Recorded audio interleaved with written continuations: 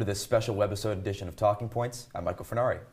Oil prices have been steadily falling in recent months, and in the last month alone, prices have dipped nearly 25%, and gas prices across the country are nearing the $2 mark. While consumers may benefit from this, the issue is not so simple, and many experts have warned of potential consequences. Here to talk more about this issue are Talking Points analysts Brandon Ross and Katherine Buddenhagen.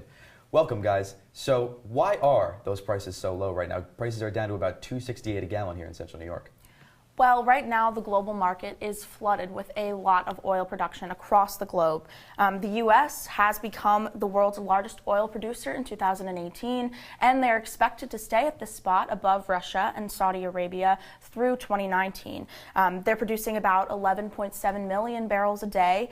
Russia is at a post-Soviet oil production high. Saudi Arabia continues to pump out oil, and now we have oil from new sources in Libya and Nigeria as well. So the market is certainly flooded with a lot of supply. And Russia and Saudi Arabia have always been big oil production powerhouses. The U.S. had its era, but it really died down for a bit. But in 2008, a big shale oil boom really started to occur and take off. And so now while the U.S. for a very long time was a big importer of foreign oil, now in recent years they've been doing a good bit of exporting, as they are now, as you mentioned, the world's biggest oil producer.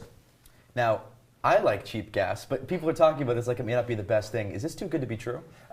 In a sense, it's not going to stay that low, and if it does, it's actually not the greatest thing in the world. OPEC says that the best gas price for a stable market is somewhere around $60 to $75 a barrel, and right now we're sitting at $50 a barrel, and President Trump has actually expressed a desire to bring that down, which could cause a lot of problems in and of itself, but in the bigger scheme of things, keeping it that low keeps big oil companies from making a profit off their oil and keeps oil-dependent economies like Saudi Arabia from being able to function at their best capacity. Well, yeah, Saudi Arabia is certainly very oil dependent, and they have expressed the need to bring the oil up to about $70 a barrel. But if the Saudi Arabian government took their oil production down, this could cause a major problem in the market, leaving us very vulnerable to high price spikes. Way to rain on my parade, guys. Now, President Trump has really received a lot of attention for the way he's treated both Russia and Saudi Arabia, and those are the countries you guys are talking about at play here. How are those relationships going to affect oil prices going forward? Well, certainly President Trump is looking forward to speaking with Putin, as he did cancel his G20 meeting with the president of Russia.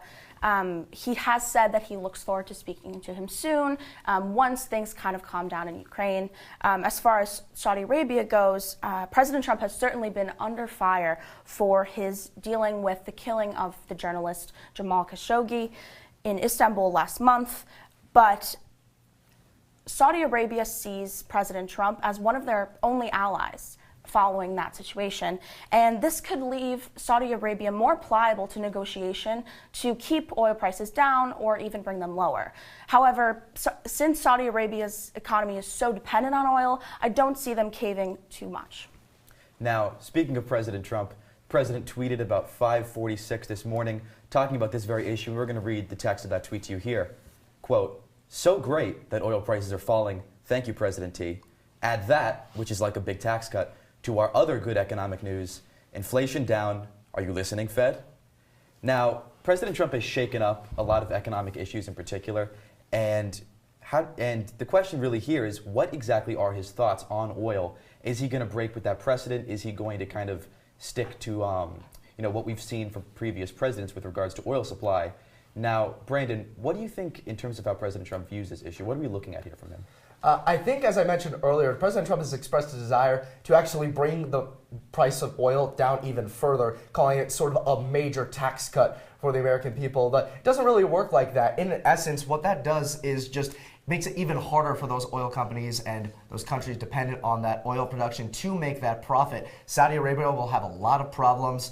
Exxon, Mobil, a lot of other companies in the similar realm will have tough time making money, and as such, like I mentioned with that shale oil boom, that caused a lot of jobs, tens of thousands, hundreds of thousands of jobs to be created in the United States, and those jobs will be at risk if the oil prices keep falling and these companies can't make a profit. Katherine, Brandon, thank you guys very much for joining us and giving us some of that information on this topic. And that's all we have here on Talking Points. For more Talking Points content, find us on YouTube or CitrusTV.com. Make sure to tune in on Monday for the full Talking Points episode. For Brandon Ross and Katherine Buddenhagen here at Citrus TV, thank you for watching.